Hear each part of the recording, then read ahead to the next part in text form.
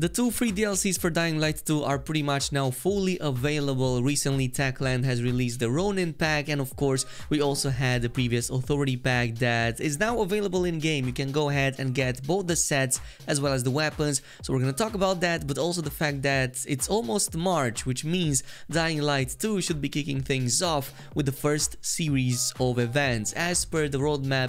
So let's talk about that and more in this video. But before we jump in, a quick word from today's sponsors, Nvidia and Acer. They recently sent me an Acer Nitro 5 gaming laptop featuring an RTX 3070, letting me take full advantage of the GPU's ray tracing capabilities and improve performance when playing Dying Light 2, but more on that in just a little bit. Now, if you have not done so already, I definitely recommend going ahead and claiming these items. They are free, you can go ahead and take them, they look really awesome, and even though they kinda suck once you reach max level, I kinda hope that in the future they will be turned into skins and applied to the skin appropriate section. So even in that case, I definitely recommend just going ahead and take them. You can do so, by the way, on the main Techland website by heading over to the events section right here. I've explained this before, but if you didn't pay attention to that, there's two sections you need to pay attention to, which are the DLC related ones. Most recently, you're gonna head over to the Ronin pack, which is now fully available, so part 1, 2 and 3 with the full set as well as the really awesome Katana,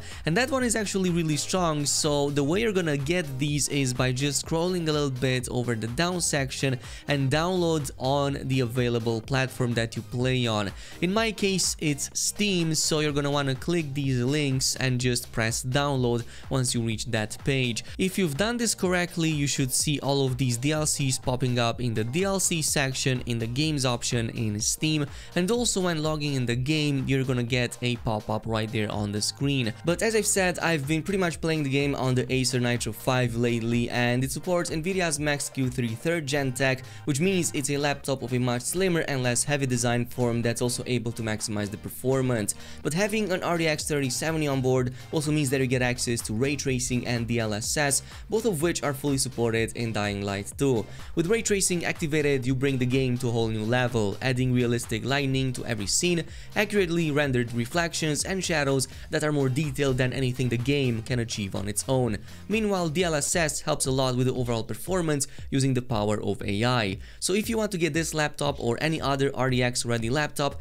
definitely check out the links down below, and I'll give another huge shout out to Nvidia and Acer for sponsoring today's video. But once you are in game, head over to your stash and in the extras menu, because this is the place you're going to claim all of these items for.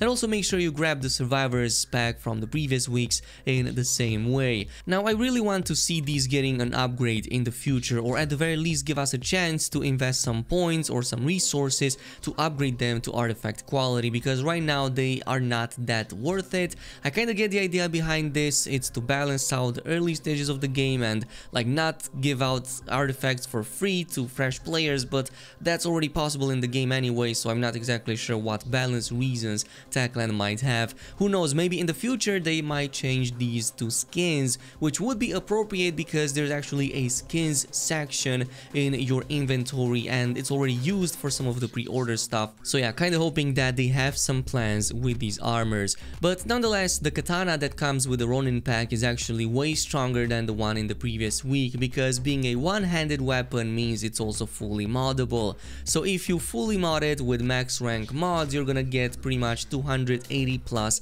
damage, which is not too shabby. It means you're gonna fare pretty well in the end game despite the lower stats on these items. Overall, I would say that just the looks of it is impressive. It's a shame that it doesn't like work better or get better stats, and I was kind of hoping a little bit more from the DLCs, but otherwise it looks pretty nice so far, and it's probably one of my favorite looking weapons, at the very least in terms of aesthetics. Now, as far as repairing it, obviously it has a charm slot, so Korek fully works on it, which means you can hold this off indefinitely. And even if you don't, you can just get another one after waiting about 5 hours. They will never go away once you claim them. But as I've said, we are close to March, which means Techland should be kicking things off with the first batch of challenges for Dying Light 2, kinda similar to what they are doing with the first Dying Light. If you head over to some of the events that are happening right now, and especially so if you go into the quest section, you will see that there's a lot of quests but for the first Dying Light, which means that these are the type types of things that you should expect from the game in the near future, and I'm kind of looking forward to what Techland has in store for us for these. Right now, it's not really worth to complete anything here unless you play the first game, and there's even like less rewards compared to the first Dying Light that had years upon years of content and extra like DLCs and loot for you to collect and like do these side activities in. Also, the mini series of events with the mutated infected should also kick off around that, or maybe April. So the next 2 months should see some content, but it's gonna be a little bit more of a dry season until June, or if they don't like postpone it, around summer when we get the first story DLC and hopefully the first map. I already covered all of this in a previous video, so if you want to check all of that out, I've explained it further in the previous one. In the meantime, thanks much for watching, and I'll see you guys in the next one.